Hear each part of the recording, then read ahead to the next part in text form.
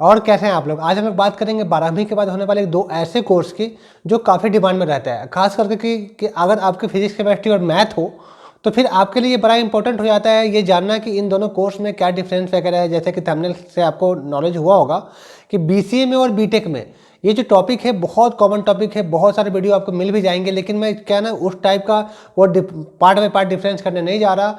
एक जो मौखिक रूप से जो एक अप्रॉक्स में जो एक अंतर होता है, आई थिंक जो अंतर आप फील करते हो, जिस अंतर के से डिस्टर्ब होते हो या जिस अंतर से बेनिफिट आपको मिलता है आगे जा करके, हम लोग बस वही बात करेंगे। और वीडियो बहुत छोटा रखेंगे इसलिए आप बोर नहीं होने वाले हो, तो स्किप मत करना। और चैनल पर नए हो तो बिल्कुल चैनल को सब्सक्राइब कर लो, क्योंकि आगे बहुत से ऐसे वीडियो हैं जो आपके यूज में और भी आ सकते हैं। ऑलरेडी बहुत सारे वीडियो बने हुए भी है।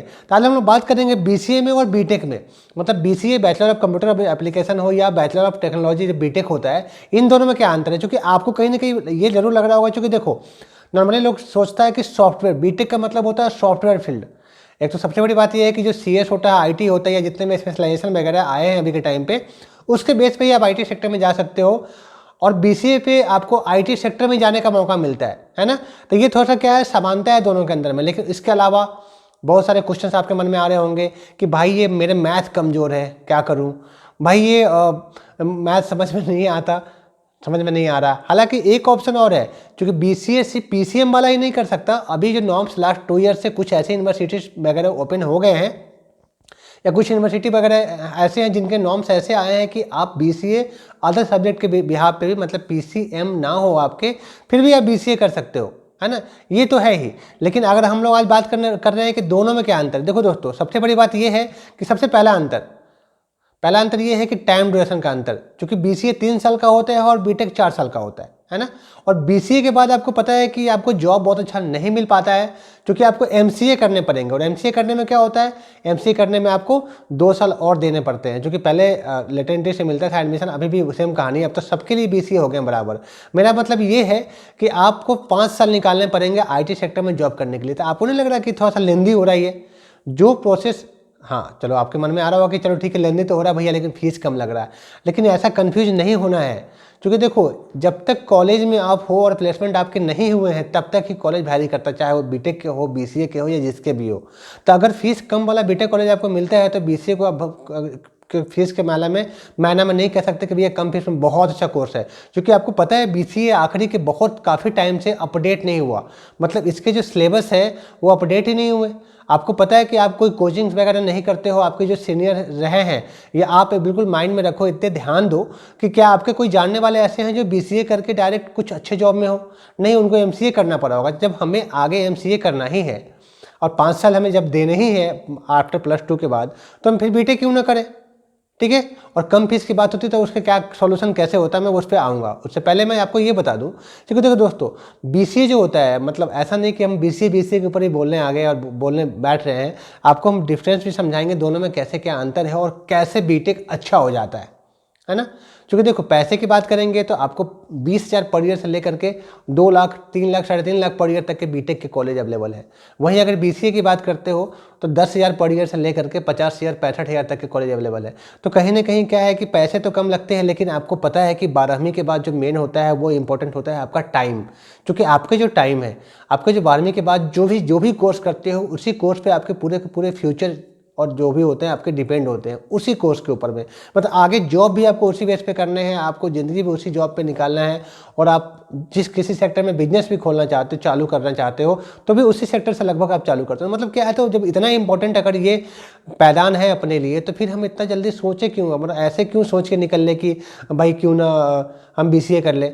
और आप देखो सबसे पहले मन में आपके आता है कि मैथ नहीं पढ़ना पड़ेगा। देखो मेरे भाई, सॉफ्टवेयर फील्ड में ज़्यादा मैथ नहीं पढ़ना होता है। कुछ मैथ वगैरह हैं तो उसमें इतने जान लो कि फार्मूला बेस्ड होता है वो।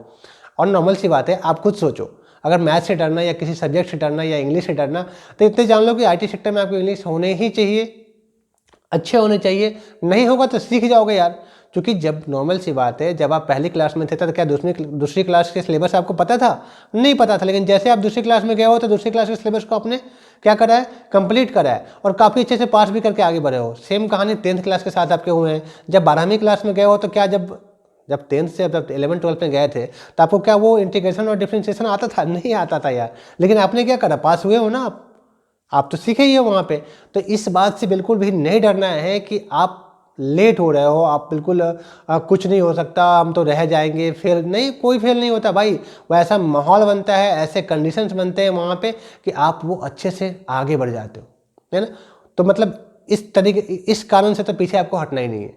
हाँ, अगर बात आती है कि बाहर रह के, चूँकि आपको पता है बीटेक कॉलेज घर के बगल में नहीं मिलेगा, लेकिन बीसीए कॉलेज मिल जाता है। तो अगर आपको बीसीए करना हो तो मेरा मानोगे तो बीसीए के लिए कहो बहुत बेटर कॉलेज कोई ऐसा इस टाइप का अवेलेबल नहीं है जो कॉलेज मतलब काफ़ी अच्छे पैकेज के साथ प्लेसमेंट कराती हो। तो मतलब ये है कि जब आगे एमसीए करना ही है ना, तो निमसेट वगैरह है या बहुत सारे और भी ऐसे एग्जाम वगैरह है, उस एग्जाम के थ्रू एमसीए अच्छी जगह से कर लेना, लेकिन बीसीए कहीं घर के पास से ही कर लो।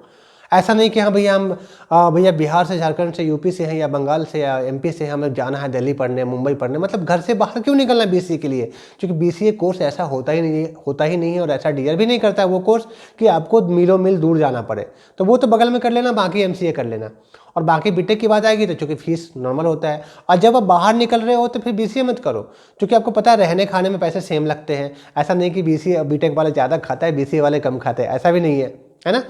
तो मेरा मतलब ये है कि जब बाहर निकलना है तो बीटेक करो, घर के बगल में रहना है तो बीसीए करो। लेकिन अभी अब आपके मन में आ रहा हो कि भैया अगर मान लो हमें बीसीए ही करना है, हमें तो मैंने पीसीएम नहीं है भैया, थोड़ा सा कोर्स मेरे अलग हो गए हैं, बायोलॉजी हो गए हैं, या मान लो आपके कॉमर्स हो गए हैं, तो मेरे पास आईटी सेक्टर में जाने के लिए ऑप्शन नहीं है। तो आप घर के बगल में जो भी ये सुविधा उपलब्ध हो रही हो, जहाँ से, जिस इंस्टीट्यूट से, जिस कॉलेज से, वहाँ से आप बीसीए करो।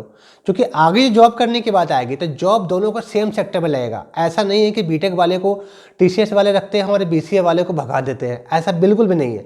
मतलब दोनों को जॉब सेम जगह लगना है, ठीक है। लेकिन आप खुद से सोचो, अगर किसी कंपनी के मालिक हो आप, ओनर हो आप, और आपके पास 2 बच्चे खड़े हैं, आप किसे रखना चाहोगे? नॉर्मल सी बात है, जब सेम प्रोफाइल के लिए 4 साल पढ़ के कोई बंदा अगर आ रहा है आपके पास, तो नॉर्मल सी बात है वो प्रोफेशनल है उस कोर्स के लिए, तो आप बीटेक वाले को वहाँ हायर करोगे। मतलब ये है कि ऐसे कंडीशंस में आप थोड़ा पीछे रह जाओगे। तो इसे भी थोड़ा सा ध्यान में आपको रखना है कि आगे हमें अगर जॉब करना ही है, बस डिग्री के लिए पढ़ना है, तो फिर तो कोई दिक्कत नहीं है, फिर तो बीएससी कर लो, बीएससी आईटी कर लो भाई, बीकॉम कंप्यूटर से होता है, बहुत बहुत कुछ ऐसे आ गए जो आईटी सेक्टर को अटैच करता है +2 के बाद, वो भी कर सकते हो। लेकिन जब नौकरी लेना है तो याद रखना कि बीसीए के बाद आपको प्रॉब्लम होगी, और बिल्कुल प्रॉब्लम होगी। तो इस बात से आपको दूर नहीं जाना है। और जैसे मैंने पहले ही बताया था कि फीस की प्रॉब्लम नहीं है, फीस है, सब कॉलेज के फीस कम, बहुत सारे ऐसे कॉलेज जिसके फीस कम होते हैं। अगर फीस कम है तो क्या आपको लोड कहाँ पड़ता है पता है आपको? फीस तो भले ही 20,000 हो किसी कॉलेज के, लेकिन आपके मन में आ रहा होगा 20,000 फीस का मतलब खराब होगा। नहीं, ऐसा नहीं है। वहाँ पर मेहनत आपको ज़्यादा करना होता है, क्योंकि क्या है, जगह जहाँ 20,000 25,000 जिस कॉलेज की फीस है बीटेक के, वहाँ पर कहानी ये हो जाती है कि 100 बच्चों में, 150 बच्चों में क्या होती है, 10 कंपनी, 5 कंपनियाँ आती है। इसका मतलब थोड़ी ना कॉलेज खराब है, इसका मतलब आप खराब हो। भले ही 10 बच्चे का प्लेसमेंट होता है, अगर आपको मेहनत वहाँ बढ़ाना पड़ेगा।